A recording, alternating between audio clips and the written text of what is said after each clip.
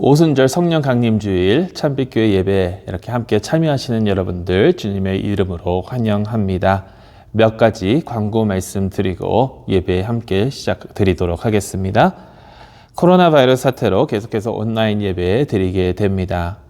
주일 예배, 또 토요 기도회, 그리고 수요 성경 공부까지 이렇게 함께 드리니까 많은 참석 부탁드리고요. 또 어린이 예배도, 어린이 메시지도 저희 유튜브 채널을 통해서 나가니까 많은 참여 부탁드립니다. 아까 말씀드린 것처럼 오늘은 성령 강림 주일입니다. 이 세상에 하나님께서 성령을 저에게 선물로 주셨는데 그 성령으로 말미암아 우리가 새로운 삶, 주님께서 허락하시는 삶 잘 감당하며 나아갈 수 있기를 간절히 소망합니다. 이번 주 토요일 정기 당회가 오전 9시에 있습니다. 당회원들 기억해 주시고 줌으로 우리 함께 모이게 됩니다.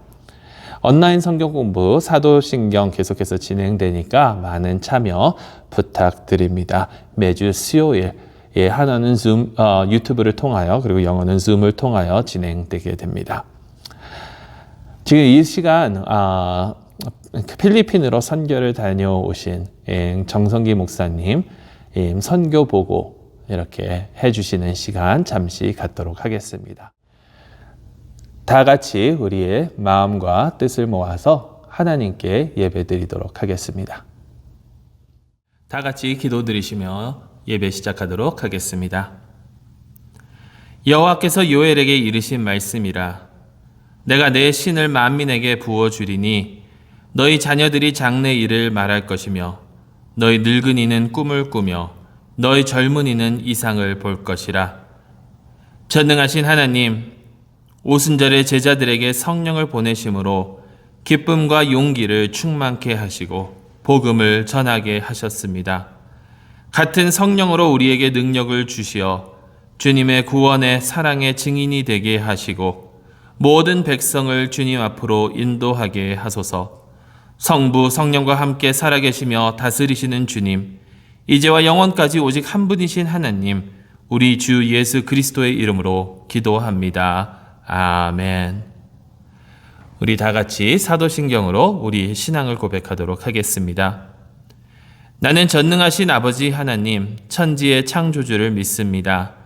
나는 그의 유일하신 아들, 우리 주 예수 그리스도를 믿습니다. 그는 성령으로 잉태되어 동전녀 마리아에게서 나시고 본디오 빌라도에게 고난을 받아 십자가에 못 박혀 죽으시고 장사된 지 사흘 만에 죽은 자 가운데서 다시 살아나셨으며 하늘에 오르시어 전능하신 아버지 하나님 우편에 앉아 계시다가 거기로부터 살아있는 자와 죽은 자를 심판하러 오십니다. 나는 성령을 믿으며 거룩한 공교회와 성도의 교제와 죄를 용서받는 것과 몸의 부활과 영생을 믿습니다. 아멘. 우리 다 같이 하나님께 찬양 드리도록 하겠습니다.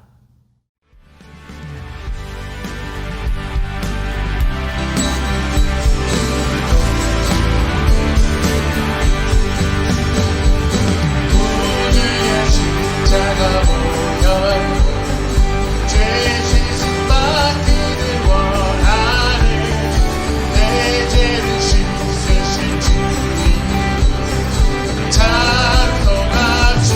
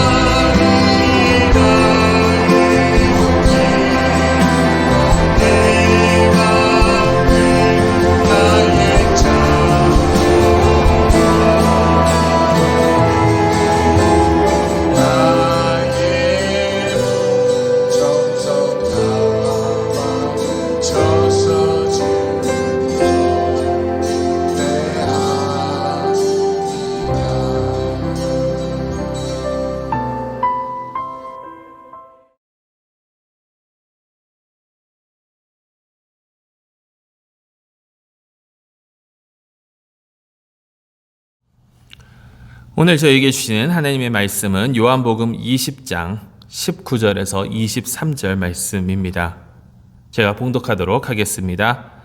이날 곧 안식 후 첫날 저녁 때에 제자들이 유대인들을 두려워하여 모인 곳에 문들을 닫았더니 예수께서 오사 가운데 서서 이르시되 너희에게 평강이 있을지어다. 이 말씀을 하시고 손과 옆구리를 보이시니 제자들이 주를 보고 기뻐하더라. 예수께서 또 이르시되 너희에게 평강이 있을지어다. 아버지께서 나를 보내신 것 같이 나도 너희를 보내노라. 이 말씀을 하시고 그들을 향하사 숨을 내쉬며 이르시되 성령을 받으라. 너희가 누구의 죄든지 사하면 사하여질 것이요 누구의 죄든지 그대로 두면 그대로 있으리라 하시니라. 아멘. 살아계신 하나님의 말씀입니다. 하나님께 감사드립니다. 우리 다 같이 기도하고 하나님 말씀 함께 나누도록 하겠습니다. 사랑의 하나님 아버지, 오늘 이 성령 강림절을 맞이하여 주님 앞에 나온 저희들 주님께서 기억하여 주시고 오순절날 제자들에게 부어주신 그 성령을 저에게도 부어주셔서 아버지 하나님의 뜻대로 살아가며 주님을 증거하는 그런 삶을 살아갈 수 있는 저희가 되게 하여 주시옵소서. 이 시간 저에게 말씀하여 주시기를 간절히 소망하오며 예수 그리스도의 이름으로 기도드리옵나이다. 아멘. 오늘은 오순절 성령 강림절입니다. 성령 하나님의 역사와 충만하심이 여러분들께 항상 함께 하시기를 간절히 축원합니다. 오늘 저희가 읽은 이 요한복음의 말씀은 오순절 성령 강림절 사건은 사실 아닙니다. 그것은 여러분들 잘 아시다시피 사도행전 2장에 나오게 되죠. 오늘 저희가 읽은 이 말씀은 예수님께서 부활하신 그 부활절 날 오후에 저녁에 생긴 그러한 사건입니다. 그날 저녁 예수님께서는 제자들에게 숨을 내쉬시면서 성령을 받으라 하셨습니다. 자, 그러면 여러분, 제자들은 성령을 언제 받았을까요? 부활절 저녁에 받은 것입니까? 아니면 오순절 때 받은 것입니까? 이 이야기를 우리가 사도행전 2장 이야기와 함께 비교해서 어떻게 이해해야 할까요? 어떤 사람들은 오늘 이 말씀과 또 사도행전에 나오는 그 말씀과 같은 사건인데 요한과 누가가 서로 다른 관점에서, 특히 다른 신학적인 관점에서 내용을 기록하다 보니까 이렇게 조금 차이가 있다라고 이야기를 합니다. 또 어떤 사람들은 요한복음의 사건은 사도행전에 나오는 그 오순절 사건에 미리 맛보는 그러한 일이고 부분적으로 일어나면서 그것이 그 오순절에 사도행전에 나오는 그 오순절 날 온전히 이루어졌다라고 이렇게 설명하기도 합니다. 이 관점은 그런데 교회가 553년 그 공회를 통해서 잘못된 가르침이라고 이 가르침을 거부를 했습니다. 또 어떤 사람들은 요한복음과 사도행전은 완전히 이 두 사건은 다른 사건이고 왜 다른지에 대해서도 여러 가지 견해가 뒤따르고 있습니다. 성경적으로 볼 때 아마도 이 둘은 저희가 읽은 이 요한복음의 성령을 받으라라는 이 장면과 오순절날 그 제자들에게 내린 그 성령 강림에 대한 그 사건은 아마도 둘 다른 그런 사건일 것입니다. 한 가지 분명한 것은 이 성령이 우리에게 내리시는 강림하시는 그것이 결탄코 그냥 쉽게 받아들일 수 있는, 어떻게 보면 그냥 단순하게 생각할 수 있는 부분은 아닐 거다라는 것이죠. 하지만 저희가 오늘 생각하고자 하는 것은 이 두 사건이 어떻게 다른가, 이것을 살펴보는 것보다는 성령님께서 우리에게 임하실 때 성령님의 역할이 무엇인지, 그리고 성령이 우리에게 임하셨을 때 교회가 맡아야 할 그 역할이 과연 무엇인지를 한번 살펴보자라는 하는 것입니다. 성령 강림절을 맞이하여 하나님께서 교회에게 주시는 메시지, 성령으로 말미암아 우리가 감당하고 나아가야 되는 그 사역과 삶은 과연 어떠한 것인지 함께 나누고자 합니다. 한마디로 정리하면 교회가, 우리가 감당해야 하는 사역과 삶은요, 생명을 주시는 그리스도를 증거하는 그러한 삶입니다. 우리 지난주에 함께 봤죠. 예수님께서 승천하시기 바로 직전에 사도행전 1장 8절 말씀에 이렇게 말씀하십니다. 오직 성령이 너희에게 임하시면 너희가 권능을 받고 예루살렘과 온 유대와 사마리아와 땅끝까지 이르러 내 증인이 되리라 하시니라. 성령을 받은 교회의 역할은요, 그리스도를 나타내는 겁니다. 그리스도를 증거하는 그러한 역할입니다. 이 세상에 그리스도를 보여줘야 합니다. 그리스도를 증거함으로, 그리스도를 보여줌으로 이 세상에 생명을 불어넣어 줘야 하는 그 역할이 교회에게 있다라는 말씀입니다. 오늘 본문 21절 말씀을 보세요. 아버지께서 나를 보내신 것 같이 나도 너희를 보내노라. 그리스도께서 우리를 보내십니다. 어디로 보내십니까? 세상으로 보내십니다. 근데 어떻게 보내시느냐? 아버지께서 그리스도를 보내신 것 같이, 아버지께서 그리스도를 보내신 것 같이 이 그리스도께서는 우리를 이 세상에 보내신다라는 겁니다. 하나님께서 예수님을 보내셨다라는 이 말씀은 요한복음에만 40번 이상이 나옵니다. 그만큼 하나님께서 예수님을 이 땅에 보내신 것이 중요한 그런 일이라는 거죠. 그리고 하나님께서 예수님을 보내셨고 예수님께서는 그와 같이 제자들을, 교회를 이 세상으로 보내신다. 여러분, 이게 과연 무슨 의미일까요? 여러분, 예수님께서는 당신을 이 세상에 보내신 아버지께 온전히 의지하면서 아버지와 하나이신 모습으로 이 세상에 계셨습니다. 물론 아버지와는 전혀 다른 아들이셨지만 이 세상의 아버지의 모습 그 자체이셨습니다. 다시 말해서 예수님께서 하신 그 말씀, 예수님께서 행하신 그 사역들과 이적들, 그리고 다른 사람들이 예수님을 마주했을 때에, 예수님을 만났을 때에 그 사람들은 단순히 예수님의 말씀, 어떤 랍비나 스승의 말씀을 듣고 사역을 보고 그 랍비나 스승을 마주한 것이 아니라 바로 하나님을 마주했다라는 거예요. 예수님을 보면 하나님을 보는 거나 마찬가지라는 겁니다. 예수님의 말씀을 들으며 하나님의 말씀을 듣는 거나 마찬가지라는 거예요.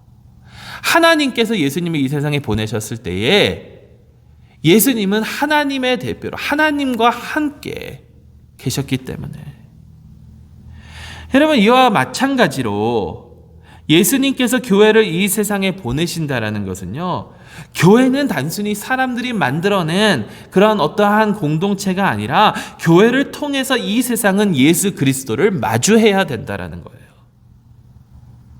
교회는 오로지 예수 그리스도를, 우리를 보내주신 그 예수 그리스도를 의지하고 이 세상에 예수 그리스도의 모습, 예수 그리스도의 임재의 모습이 되어야 한다는 겁니다. 이 세상이 예수 그리스도를 구주로 영접할 수 있도록 그리스도를 증거해야 하는 것이 바로 교회의 역할이다라는 거예요. 그러면 23절 말씀을 보세요. 23절 말씀에 너희가 누구의 죄든지 사하면 사하여질 것이요 누구의 죄든지 그대로 두면 그대로 있으리라 하시니라. 여러분, 이 말씀은요, 우리에게 누구의 죄를 사하면 하나님께서 그 사람도 사해 주고 우리가 그 사람을 사하고 사하지 않고의 권한이 있다라는 그 말씀이 아니에요. 내가 저 사람이 싫어서 저 사람을 정죄하고 저 사람을 사하지 않으면 하나님께서도 사하여 주지 않는다, 그런 말씀이 아니라는 거예요. 그럼 이건 도대체 무슨 말씀인가? 여러분, 사함을 받지 못하는 죄가 무엇이 있을까요? 용서받지 못하는 죄가 무엇이 있습니까? 모든 것을 용서받는다 하여도, 모든 죄가 용서된다 하여도 예수님께서는 성령을 회방하는 죄, 성령 모독죄는 용서받지 못한다라고 하셨거든요. 그러면 성령을 회방하는 것, 성령을 모독하는 것, 그게 과연 무슨 의미일까요? 성령 하나님을 모독하고 성령 하나님을 회방한다라는 것은 성령의 역사를 인정하지 않고 그것을 거부한다라는 거거든요. 결국은 다시 말해서 성령 하나님께서 우리 마음 가운데 우리를 거듭나게 하시는 그것을 거부하는 것, 그리스도를 영접하지 않는 것을 의미하고 있다는 거예요. 다시 말해서 우리를 통해서 그리스도를 영접하면 그들의 죄가 사하여질 것이지만 우리의 삶에 나타나는 그리스도들 그들이 저버리고 리젝트하면 그대로 그들에게 죄가 있다라는 그 말씀이다라는 거예요. 그러니까 다시 말해 이것은 교회에게 주시는 어떠한 도전이냐면 우리가 그리스도를 제대로 증거해서 우리의 삶을 통해서 그리스도가 나타나서 사람들이 그리스도를 받아들일 수 있도록 우리가 해야 된다라는 겁니다. 그렇다면 어떻게 우리가 이 세상에 그리스도의 모습이 될 수 있을까요? 그리스도를 증거하는 삶을 살 수 있을까요? 어떻게 하면 성령으로 말미암아 새로운 삶을 그들에게 줄 수 있을까? 여러분, 그것은요, 우리 스스로가 살아있을 때, 우리 스스로가 성령을 통해서 살아있고 새로운 생명대로 새로운 삶을 살아갈 때에 그렇다라는 겁니다. 22절 말씀에 이 말씀을 하시고 그들을 향하사 숨을 내쉬며 이르시되 성령을 받으라. 그들을 향하사 숨을 내쉬며, 창세기에서 하나님께서 인간을 빚으시고 흙으로 빚으시고 거기에 숨을 불어 넣어 주셨을 때에 그들에게 생기가 돌고 생명이 있어진 것처럼, 생명을 주신 것처럼, 여러분, 성경에서 바람, 숨, 영, 이것은 다 연관된 단어들인데 생명과 직접적인 관계가 있는 그러한 단어들입니다.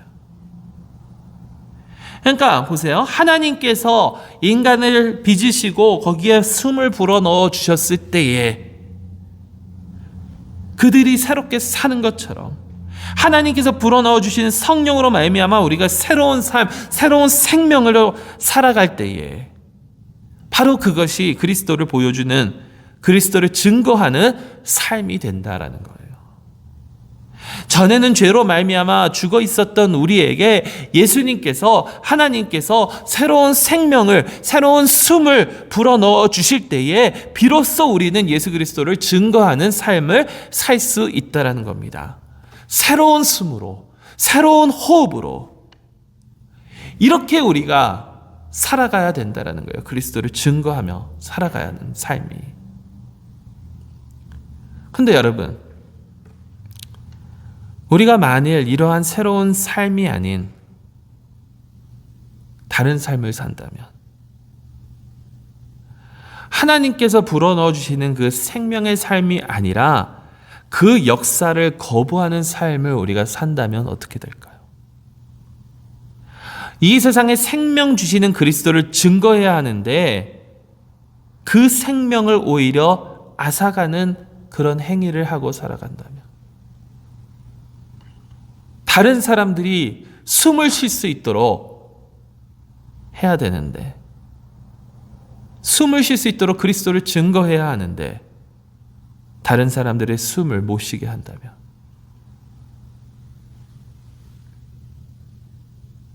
조지 플로이드. 한번 고인을 기억하는 마음으로 그의 이름을 다시 한번 불러보도록 하겠습니다. 조지 플로이드. I can't breathe. 나 숨 쉴 수 없어요.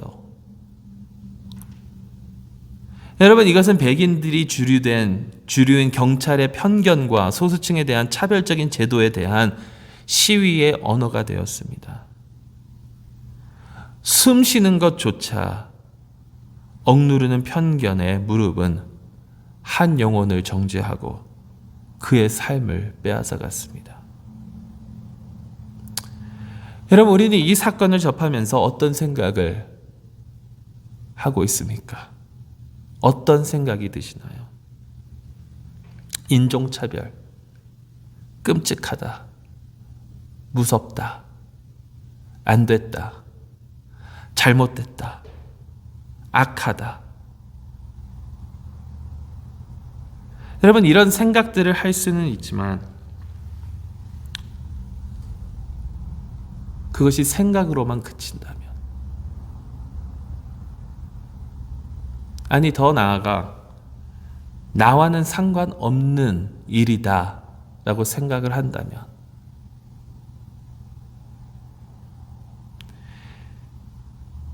지금 이 순간 우리가 조용히 그 사건을 외면한다면, 나의 삶에는 직접적인 영향이 없으니까 이것을 외면하고 있다면, 우리는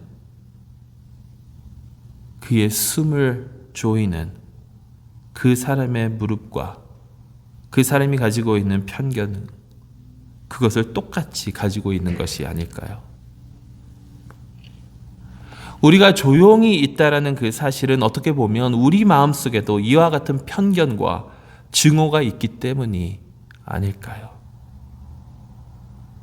그리고 이러한 우리의 편견은 또한 누군가의 목을 조르는 그런 행위가 아니냐라는 겁니다.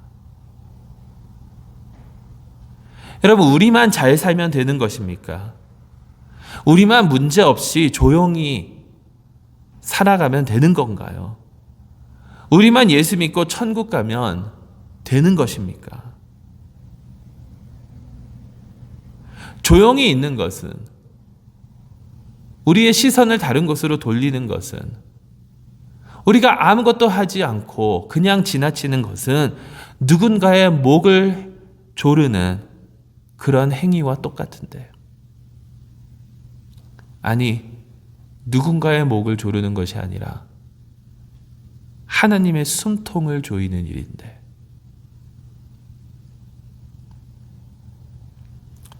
저희 교단의 손태환 목사님, 시카고에서 목회하시는 손태환 목사님의 글을 잠시 한번 소개하도록 하겠습니다.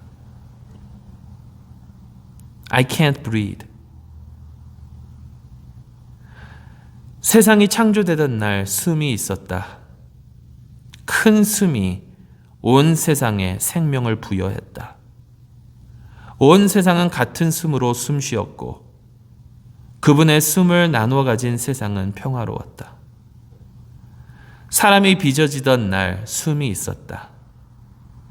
작은 코에 불어넣은 숨으로 사람은 생명이 되었다.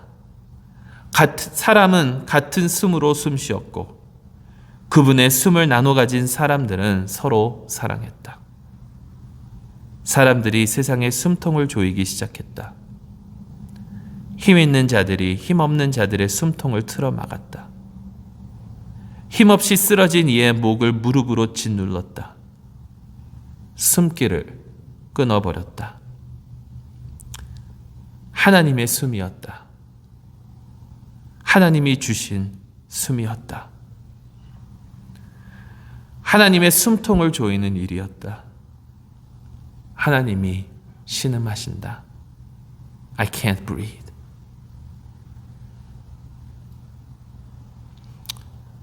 여러분, 성령이 임하셔서 역사하시는 성령의 역사는, 하나님의 역사는, 교회의 사명은 숨을 쉬게 하고 생명을 불어넣는 역할입니다. 편견과 차별과 증오와 다툼을 없애고 그리스도 안에서 하나가 되게 하는 그러한 역할입니다. 이러한 삶을 성령으로 말미암아 새로운 생명을 부여받은 우리는 살아야 될 줄로 믿습니다. 자, 그렇다면 어떻게 해야 될까요? 구체적으로 과연 어떻게 해야 될까요? 몇 가지만 말씀드리고 말씀을 마무리하도록 하겠습니다. 첫째, 회개하십시오. 남의 숨통을 조이는 우리의 편견들을 회개하십시오. 불의를 보면서도 외면한 우리의 자신들을 보면서 생명을 불어넣는 역할이 아니라 숨을 조이는 우리의 모습을 회개하십시오. 그리고 두 번째, 고통을 당하는 자들과 함께 연대하여 서십시오.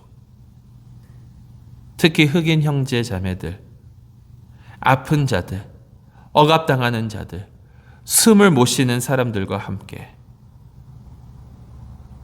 이 세상의 모든 브리오나 테일러 같은 자들, 아마드 아버리와 같은 자들, 조지 플로이드와 같은 자들, 그들과 함께 결속하여 그들의 이야기에 귀를 기울이고 그들과 함께 서시기 바랍니다.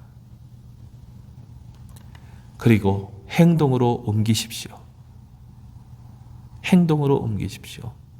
여러분들이 할 수 있는 그 범위에서, 여러분들의 그 위치에서 정치인들과 대화를 나누면서 이러한 인종차별의 시스템이 없어지도록 노력하시고 그것을 위해서 투표하시고 그것을 위해서 인구조사에도 함께 참여하셔서 이러한 우리가 지금 여기에 살고 있다를 나타내시기 바랍니다. 그리고 무엇보다 서로 사랑하십시오. 코넬 웨스트 목사님께서는 이렇게 말씀하십니다. 공적인 자리에서의 사랑의 모습은 바로 정의이다. 하나님의 정의를 위해서 싸우지 않고는 사랑한다라고 할 수가 없습니다. 사랑하십시오. 그래서 편견과 차별과 증오가 없는 하나님의 나라, 그 나라가, 영생의 나라가 성령을 받은 우리를 통해서 이 땅에 임하도록 주님께 의지하여 주님을 증거하며 살아가십시오. 기도하겠습니다. 사랑의 하나님 아버지, 편견과 미움과 증오와 이런 것들로 가득 차 있는 저희를 용서하여 주시옵고 주님께서 불어넣어 주시는 성령을 통하여, 그 숨을 통하여 영생을 선물로 받았사오니 영생의 삶을 증거하는, 그리스도를 증거하는 그러한 삶을 살아갈 수 있는 저희 모두가 되게 하여 주시옵소서. 생명을 불어넣는 삶, 그런 삶이 우리의 삶이 되게 하여 주시옵소서. 예수 그리스도의 이름으로 기도드리옵나이다. 아멘. 지금 시간 함께 기도하도록 하겠습니다. 특히 오늘 이 기도는 프레스비테리안 아웃룩을 통해서 저에게 주어진 기도입니다. 거룩하신 하나님, 주님의 영이 모든 사람들에게 임하고 주님의 자녀들이 예언하고 청년들이 환상을 보고 늙은이들이 꿈을 꾼다고 약속하셨던 그날을 기억하면서 주님께 호산나 찬양을 드리옵나이다. 주님, 우리가 어디로 갈 수 있겠습니까? 오직 주님께서만 생명의 말씀이 있으십니다. 주님께서는 이 땅에 오셔서 우리에게 충만한 삶을 약속하셨습니다. 하지만 충만한 삶보다는 아버지 하나님, 우리의 삶은 절망으로 더 가득 찼음을 고백합니다. 지금 이 세상을 짓밟고 있는 질병의 그 팬데믹을 생각하면서 우리는 가슴이 아픕니다. 하지만 이러한 새로운 그러한 우리의 적이 우리를 공격하는 이 순간에도 아직도 옛날 문제들이 남아있음을 고백합니다. 소수민족자들이 이 새로운 질병에 많은 무게를 감당하면서도 인종차별과 불의의 그 시스템 아래에서 아직도 아픔을 당하고 있음을 고백합니다. 브리아나 테일러, 아마드 알버리, 조지 플로이드, 토니 맥데이드, 우리는 이들의 이름을 아직도 너무나도 길고 아픈 그 이름들 가운데 더합니다. 아이아나와 에멧, 에릭과 산드라, 조든과 리케이아, 트레이반, 아타티아나와 타미엘, 그리고 계속해서 읽기에 너무나도 큰, 너무나도 긴 이 이름들. 이들은 불의 속에서 살았고 아직도 불의가 있는 한 이들이 어떻게 평안히 쉴 수 있겠습니까? 하나님, 우리의 죄를 용서하여 주시옵소서. 주님의 정의를 위해서 살아가지 못했던 저희를 용서하여 주시옵소서. 그리고 아직도 마음의 문을 닫고 이 인종차별의 문제를 인정하지 않는 사람들을 긍휼히 여기사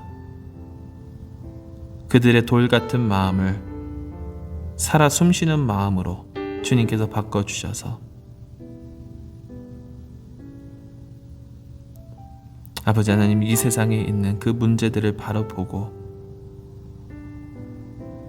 애통한 마음으로 살아가게 하소서.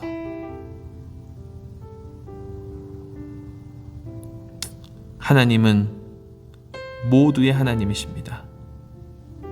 특히 가난한 자들과 억압당하는 자들의 하나님이심을 저희가 고백합니다. 그렇다면 교회가, 하나님을 믿는 교회가 이러한 모든 불의와 차별 속에서 이것들을 끝내는 그런 싸움을 싸우게 하소서. 고통을 당하는 커뮤니티들을 위해서 기도합니다. 루이빌과 미니애폴리스와 클린 카운티와 아직도 이 인종차별의 그러한 폭력 때문에 어려움을 당하는 그런 커뮤니티들을 주님 기억하여 주시고 우리로 하여금 그들의 목소리를 억압당하는 자들의 목소리를 듣게 하시며 그들과 함께 서게 하시고 또 우리를 주님께서 인도하여 주시사 진리의 언어로 이 세상의 불의의 그런 권력과 맞서 싸우게 하소서. 주님의 나라가 이 땅에 속히 임하기를 간절히 소망합니다. 그러기 위해서 주님의 복음을 더 담대하게 선포하게 하시고 주님 사랑을 실천하게 하여 주시옵소서. 나라가 임하옵시며 뜻이 하늘에서 이루어진 것 같이 땅에서도 이루어지이다. 주님께서는 아직도 우리의 주인이십니다.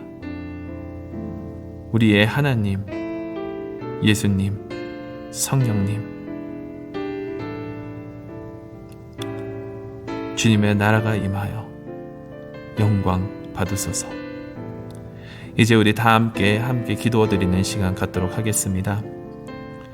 무엇보다도 우리 자신의 죄를 기억하면서 회개하고 우리 마음속에 있는 증오와 미움과 이런 것들을 다 주님 앞에 내려놓고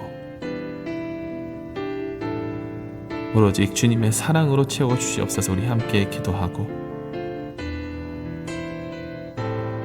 불의가 사라지고 생명의 나라, 주님의 나라가 속히 임하기를 위해서 우리 함께 기도하는 시간 갖도록 하겠습니다. 함께 기도하시겠습니다.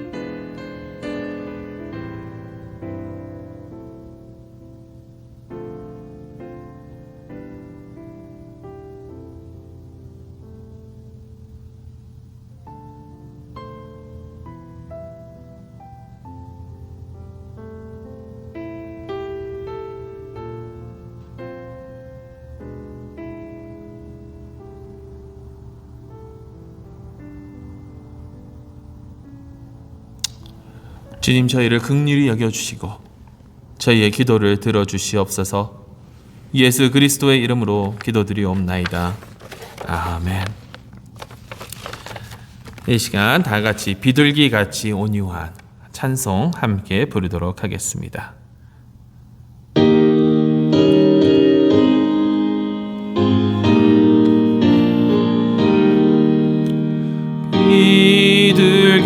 비둘기같이 온유한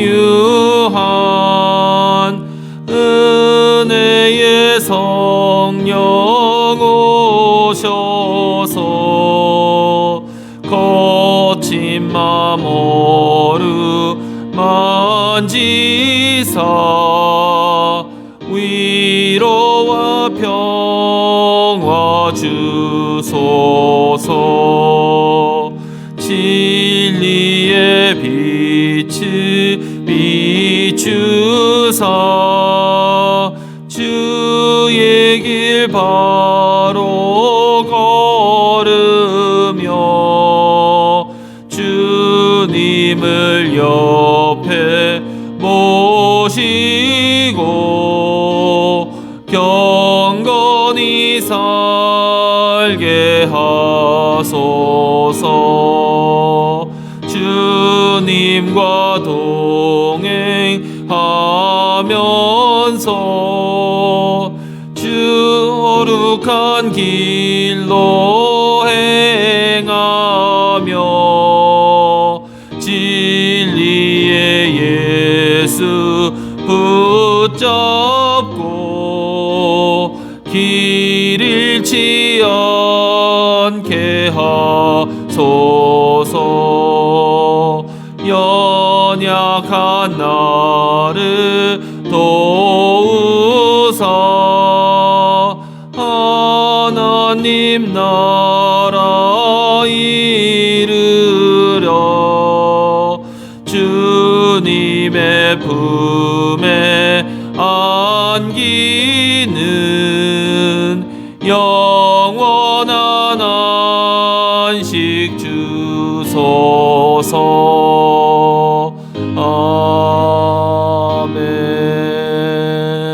아멘.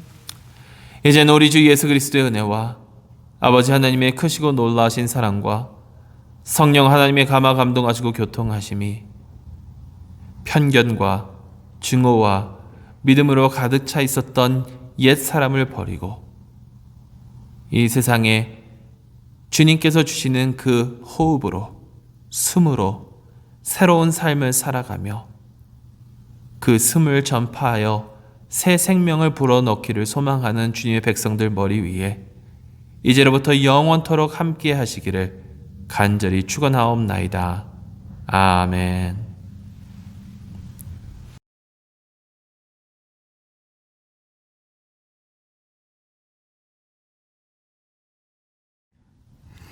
할렐루야.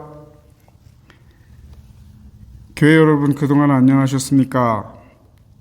하나님의 은혜 가운데 선교 사역 1년 잘 마치고 돌아와서 그 모든 은혜에 하나님께 감사드립니다. 그동안 저를 후원해 주신 교회 여러분께 진정으로 감사드렸고, 저의 1년 동안의 사역지에서의 그 사역 보고를 드리고자 이 자리에 섰습니다. 그 필리핀이라는 곳이 정말 우리가 생각했던 것보다 훨씬 더 못 살고 가난하다는 것이 저를 또한 슬프게 했던 적도 참 한두 가지가 아닙니다. 제가 어렸을 적에는 필리핀이 우리나라보다 훨씬 더 잘 사는 나라였던 걸로 기억하면서 자랐는데, 요즘에 가서 직접 가서 봤을 적에는 우리나라보다 한 3, 40년 정도는 좋게 뒤져 있을 것 같은 그러한 환경 속에서 살고 있습니다. 특히나 제가 사역했던 그 민도로라는 그 섬은 마닐라하고 비행기에서 공항에서 거기를 가려면 꼭 8시간 가야 됩니다. 자가용 혹은 택시로 1시간, 버스로 2시간, 배로 3시간, 또 다시 배에서 내려서 버스로 1시간, 이렇게 가다 보면 하루 8시간을 가야지 그 사역지에 도착하는 그러한 만브라오라는 도시에 제가 자리를 잡게 되었습니다. 그래서 1년 동안이 1년이라는 시간이 길다면 길고 짧다면 짧지만 하나님 저한테 많은 그 기대 속에서 정말 바삐 살다 보니까 그 짧은 시간에도 그 사역지 어카운트를 3개나 만들었습니다. 물론 그거보다는 더 많은 교회들과 접촉을 했었지만 결국 1년 동안 걸르고 걸러서 만들어진 교회들이 3교회였습니다. 첫 번째가 산돌교회고, 두 번째가 아브라딜로 교회, 세 번째는 꾸무론 교회, 이렇게 3교회를 지금도 떨어져 있지만 선교 사역 가운데 그들을 같이 협력하면서 나아가고 있습니다. 그 첫 번째 산돌교회에 대해서 말씀을 드리자면, 망얀족 마을에 세워진 그런 교회였습니다. 망얀족 그 목사님이 목회를 하고, 또 말이 안 될 것 같아서 못할 것 같은 가운데도 그 마을에 사는 그 학생들이, 영어를 하는 학생들이 있고, 사모가 영어를 좀 하다 보니까 그 마을에 쉽게 접근을 할 수가 있어서 그들은 하나같이 고민하는 거리가 먹거리였습니다. 그 대부분 섬의 구조상 그 망얀족들은 농업과 그런 하루 품팔이 일에 종사를 하고 있는 사람들이 대부분인데, 그래도 그런 마을에 그 한국 선교단체가 세워준 그런 교회가 있다는 것은 참으로 다행이었습니다만은, 그들을 그렇게 케어해주는 그러한 영적인 돌봄은 없는 가운데 진행되는 교회가 바로 산돌교회였습니다. 그 산돌교회에 그 목회자들은 처음에 만났을 때 그의 첫 인상은 정말 고민에 가득 차 있는 그런 표정으로 마루에 걸터 앉아 있었습니다. 그러니까 일거리가 없어서, 농번기가 끝나면은 그 사람들은 일거리가 없어서 오늘은 또 뭐를 먹고 사나 하는 그런 그림 속에서 살아가는 사람들입니다. 교회는 있어도 일주일에 예배 시간만 딱 여는 그러한 가운데 정말 그들의 삶은 소망도 없고 희망도 없고, 그 목회자 역시 그러한 비전을 성도들한테 제시해 줄 수 있는 그런 역량 또한 없는 그러한 사람이었습니다. 그래서 그에게 첫 번째 했던 게 그 삶의 그 먹거리 해결을 어떻게 하면 좋을까 하는 연구를 같이 하다 보니까 그 질문 가운데 그가 돼지를 키워본 경험이 있다 그래가지고 그럼 그거부터 한번 해보자 시작해서 양돈을 계획하게 되었고, 그 양돈 사업을 하다 보니까 그 시간이 그 돼지우리를 지어서 새끼 돼지를 사서 길러서 시장에 내서 파는 그 과정까지 첫 번째 사역이 한 5개월이 이렇게 소요되게 되었습니다. 5개월, 6개월, 7개월 매달 돼지 5마리씩 사주면서 그것이 4개월째부터는 그 팔로로 연결이 되는 그러한 전략을 짜서 그 마을을, 그 목회자 가정을 세움으로 인해서 그가 더 이상 이제 먹거리로부터 해방돼서 지금은 사역을 잘 하고 있는 것 같습니다. 두 번째는 아우라딜로 교회인데, 그 교회 역시 목회자가 그 따갈록족 목사인데 그 망해한족들을 돌보고 있는 목사였습니다. 근데 그 목회자들이 대부분 갖고 있는 형편들이 너무너무 비슷한 것들이 다 하나같이 그 먹거리를 해결할 수 있는 방법들이 없어요. 그래서 젊은 친구들도 가장 많이 하는 게 그 오토바이 택시라고, 그 현지 말로는 트라이시켈이라고 하는데, 거기다가 손님을 태워서 왕복을 한 번 이렇게 데려다 주면 기본 요금이 20페소입니다. 우리나라 돈으로 따진다면 한 400원 정도 되죠. 4,500원 정도. 그렇게 해가지고 한 달을 꾸려가는데, 4인 가족으로 기준할 때 한 달 평균 소득이 US 달러로 따지면 100불에서 150불 그 사이에서 대부분 사는 그런 가정들이 그 지역의 일반 따갈록족들의 그런 수입 구조라고 보시면 되겠습니다. 그래서 이 아브라딜로 이 교회에 이곳 역시 너무나 많은 가족과 너무나 많은 돌봐야 될 식구들이 많은 가운데서 너무 1차원적인 그런 고민에 휩쓸리다 보니까 정말 하루의 삶의 모든 것이 다 그 부분 쪽으로만 해결이 될 수밖에 없었습니다.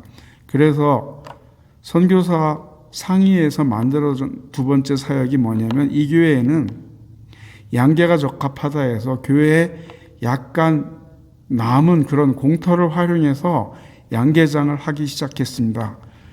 그 닭장을 짓게 되었고 병아리를 사서 키우고, 그래서 제가 나올 때까지 한 600마리 정도를 키웠는데 그것들을 지금도 잘 키워서 계속 순환시키면서 그들의 먹거리로 활용을 하게 됨으로 인해서 일단 그 지역의 그 교회, 아브라딜로 그 교회와 또 그 교회가 돌보는 망현족 교회 역시 지금은 잘 원활하게 움직이게 되었습니다. 또 세 번째 사역으로 제가 접한 데는 꾸무론 교회라는 데인데, 거기는 그 배로밖에 갈 수가 없는 그런 지역입니다. 그러다 보니까 모든 산업적인 경쟁력은 다 떨어지고, 그들이 할 수 있는 거는 정말 목사님한테 물었을 때 그 목사님 내외 대답은 은혜로 살지요 라는 대답이 고작이었습니다. 그 교회는 정말로 뭔가 해줄 그게 없어서 매달 일정 금액을 후원해 주는 그런 것으로 사역을 마무리할 수밖에 없었습니다. 그리하여 이렇게 왔을 때 정말 이 교회에 1년 가까이 새 교회를 상대로, 물론 새 교회가 남기까지는 더 많은 교회들과의 접촉이 있었지만 지금 1년의 결실 후에 남은 교회는 지금 새 교회입니다. 1년 동안 제가 그곳에서 살면서 느낀 점이 있다면, 제가 필리핀에 자리를 잡기까지 해마다 5년에 걸쳐서 여러 나라 8개국을 돌아다녔지만, 그래도 공통적으로 느끼는 것 외에도 한 가지 절실하게 해야 할 것은, 내가 생각했던 이곳의 선교사로서 정착을 하려면 이곳의 물상과 풍물을 익히는 것이 진짜 필요하다고 생각해서 1년의 사역을 그렇게 했던 것입니다. 그 저작년에 한번 갈 기회를 얻고 나서 1년 뒤에 다시 가서 1년이라는 세월을 한 계절을 다 섭렵하고 나니까 그동안 보지 못했던 것들도 보게 되었고, 정말 필요한 것들이 이것이구나 하는 것을 깨닫게 되었는데, 그것을 한마디로 표현을 하자면 그곳에 가장 필요한 것은 교육입니다. 학생들은 학생들 나름대로 교육이 필요하고, 목회자들은 목회자들 나름대로 영적인 리더로서 자질 교육이 절대적으로 필요한 지역이라고 생각이 됩니다. 그래서 지금 선교사가 기도 가운데 2가지 주제를 놓고 하는 것들이 있는데, 하나는 목회자들에 대한 그 영적인 돌봄을 어떻게 가장 효율적으로 할까 하는 부분이고, 또 하나는 그 학생들, 너무나 열악해서 꿈이 있어도 그 꿈들을 펼칠 수 없는 그러한 학생들에게 어떤 소망을 줄 수 있는 그런 사역, 즉 장학사역이 그곳에 가장 적합하다라는 결론을 나름 내리게 되었습니다. 그래서 향후 2년 차로 제가 이 코로나 이 사태가 좀 진정이 되면 이제 2년 차 계획 가운데 선교지로 다시 나갈 계획을 갖고 있습니다. 그 현지는 지금은 아직도 거기는 모든 그 행동들이 락다운이 돼 있는 상태로서 하늘길도 막혀 있고 모든 것이 다 통제권 안에 있기 때문에 지금은 어찌 할 수 있는 방법이 하나도 없습니다. 근데 앞으로의 향후 계획은 선교지에서 필요한 것이 역시 그 보내는 선교사들, 저는 가는 선교사지만 보내는 선교사들의 후원과 기도가 정말 필요함을 늘 날마다 느끼고 살게 되었습니다. 총알이 많으면 많을수록 많은 하나님의 일을 할 수 있는 것이 선교사역임을 다시 한번 새삼 깨닫게 되는 그러한 시간들이었습니다. 존경하는 우리 교회 여러분, 앞으로 제가 선교지에 가 있는 동안에는 더욱더 많은 관심과 기도와 후원 가운데 제 일이 여러분들과 함께하는 일임을 다시 한번 표명하는 그러한 기회가 되었으면 감사하겠습니다. 이 시간 이러한 기회가 있게 되기까지 하나님께서 허락하신 모든 은혜에 감사하면서 선교보고를 대신할까 합니다. 감사합니다.